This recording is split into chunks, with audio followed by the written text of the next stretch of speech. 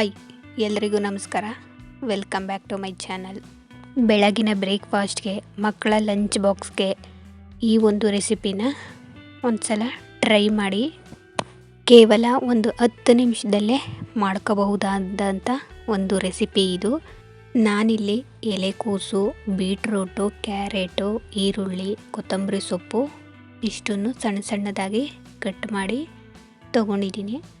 ಅದನ್ನು ಒಂದು ಬೌಲ್ಗೆ ಸೇರಿಸಿ ಅದಕ್ಕೆ ಉಪ್ಪು ಮತ್ತು ಖಾರದ ಪುಡಿನ ಹಾಕಿ ಮಿಕ್ಸ್ ಮಾಡ್ಕೊತಾ ಇದ್ದೀನಿ.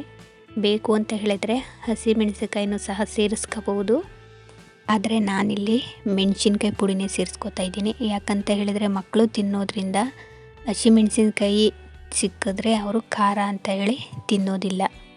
ಮೊದಲು ಯಾವುದೇ ರೀತಿಯಾದಂತಹ ನೀರು ಅಥವಾ ಯಾವುದೇ ಹಿಟ್ಟನ್ನು ಸೇರಿಸದೆ ಚೆನ್ನಾಗಿ ಕೈಯಲ್ಲೇ ಎಲ್ಲ ಮಿಕ್ಸ್ ಮಾಡಿಕೊಂಡು ನಂತರ ಅಕ್ಕಿ ಹಿಟ್ಟನ್ನ ಸ್ವಲ್ಪನೇ ಸೇರಿಸಿ ಮಿಕ್ಸ್ ಮಾಡ್ಕೋಬೇಕು.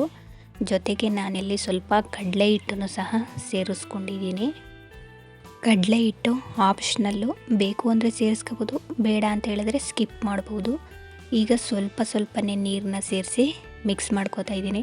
ಮೊದಲಿಗೆ ನೀರನ್ನ ಹಾಕಿ ಮಿಕ್ಸ್ ಮಾಡಬಾರ್ದು. ಯಾಕಂತ ಹೇಳಿದರೆ ಈರುಳ್ಳಿ ಆಗಿರ್ಬೋದು, ಈ ಎಲೆಕೋಸು ಇದೆಲ್ಲ ತೊಳೆದಿರ್ತೀವಲ್ಲ ಅದರಲ್ಲೇ ಸ್ವಲ್ಪ ನೀರಿರುತ್ತೆ. ಹಾಗಾಗಿ ಚೆನ್ನಾಗಿ ಮಿಕ್ಸ್ ಮಾಡಿಕೊಂಡು ನಂತರ ನೀರು ಬೇಕು ಅಂತ ಹೇಳಿದ್ರೆ ಹಾಕ್ಕೊಂಡು ಮಿಕ್ಸ್ ಮಾಡ್ಕೋಬೇಕು.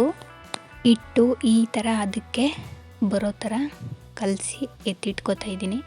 ಹಾಗೆ ಹೆಂಚಿನ ಇಟ್ಟಿದೆ ಕಾಯೋದಕ್ಕೆ. ಅದಕ್ಕೆ ಸ್ವಲ್ಪ ಎಣ್ಣೆನ ಹಾಕಿ ಕಲಸಿಟ್ಟಿರ್ತಕ್ಕಂಥ ಹಿಟ್ಟನ್ನ ವಡೆ ಥರ ತಟ್ಟಿ ಹೆಂಚು ಮೇಲೆ ಹಾಕ್ಕೊಂಡು ಎರಡೂ ಕಡೆಯೂ ಸಹ ಬೇಯಿಸ್ಕೊತಾ ಇದ್ದೀನಿ. ಬೇಕು ಅಂತ ಹೇಳಿದರೆ ಎಣ್ಣೆಯಲ್ಲಿ ಡೀಪ್ ಫ್ರೈ ಕೂಡ ಮಾಡ್ಕೋಬೋದು. ಬಟ್ ಬೆಳಿಗ್ಗೆನೇ ಎಣ್ಣೆ ಪದಾರ್ಥ ತಿನ್ನೋದು ಅಷ್ಟು ಒಳ್ಳೆಯದಲ್ಲ. ಹಾಗಾಗಿ ಈ ಥರ ಫ್ರೈ ಮಾಡಿಕೊಂಡು ಎತ್ತಿಟ್ಕೋತಾ ಇದ್ದೀನಿ. ಇದೇ ತರಕಾರಿ ಬೇಕು, ಅದೇ ತರಕಾರಿ ಬೇಕು ಅನ್ನೋದೇನಿಲ್ಲ. ಮನೆಯಲ್ಲಿ ಯಾವ ತರಕಾರಿ ಇರುತ್ತೋ ಅಥವಾ ಯಾವ ಸೊಪ್ಪಿರುತ್ತೋ ಅದನ್ನೇ ಹಾಕಿ ಈ ಥರ ಕಟ್ಲೆಟ್ ಥರ ಮಾಡಿ ಕೊಡೋದ್ರಿಂದ ಕಲರ್ಫುಲ್ಲಾಗೂ ಇರುತ್ತೆ, ಆರೋಗ್ಯವಾಗೂ ಇರುತ್ತೆ ಮತ್ತು ಮಕ್ಕಳು ಸಹ ಇಷ್ಟಪಟ್ಟು ತಿಂತಾರೆ. ಈಗಿನ ಕಾಲದ ಮಕ್ಕಳು ಸೊಪ್ಪು ತರಕಾರಿನೆಲ್ಲ ಹಾಗೆ ತಿನ್ನೋದಿಲ್ಲ. ಹಾಗಾಗಿ ಈ ಥರ ರೆಸಿಪೀಸ್ಗಳನ್ನ ಮಾಡಿ ಕೊಡೋದ್ರಿಂದ ಸೊಪ್ಪು ತರಕಾರಿನೂ ಸಹ ತಿಂದಂಗಾಗುತ್ತೆ. ಈ ರೆಸಿಪಿನ ಕೇವಲ ಬ್ರೇಕ್ಫಾಸ್ಟ್ಗೆ, ಲಂಚ್ ಬಾಕ್ಸ್ಗೆ ಅಂತಲೇ ಅಲ್ಲ, ಈವ್ನಿಂಗ್ ಸ್ನ್ಯಾಕ್ಸ್ಗಾಗೂ ಸಹ ತಿನ್ಬೋದು. ಚಟ್ನಿ ಜೊತೆ ಅಥವಾ ಈ ಥರ ಟೊಮೆಟೊ ಕೆಚಪ್ ಜೊತೆ ತಿಂದರೆ ತುಂಬಾ ಚೆನ್ನಾಗಿರುತ್ತೆ, ಹೆಲ್ದಿಯಾಗೂ ಕೂಡ ಇರುತ್ತೆ.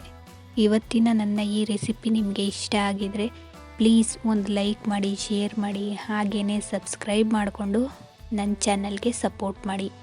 Thank you for watching.